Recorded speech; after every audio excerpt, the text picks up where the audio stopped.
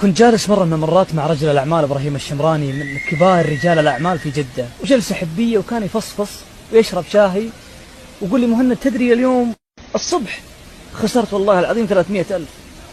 وقاعد يضحك أنا استغربت 300,000 يا إبراهيم كيف؟ عادي والأمور طيبة والرجال نفس السمحة ولا كأنه خسر إلا 3 ريال.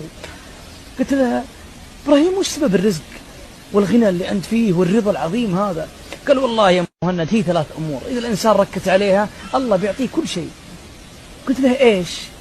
قال الصلاة في وقتها وبر الوالدين والحذر من ذنوب الخلوات. وركز على الأخيرة يا مهند، إذا حذرت من الله وخفت وخشيت منه في الخلوة وفي الظلام أعطاك الله ما تريد. فطلعت من عنده وأنا متعجب.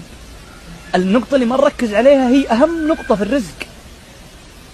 خاطب نفسك، ربي نفسك، الله قادر على كل شيء، يعطيك كل ما تتمنى بكلمة كن، يفتح لك الدنيا كما تريد أنت وكما يشاء هو، فاخشاه.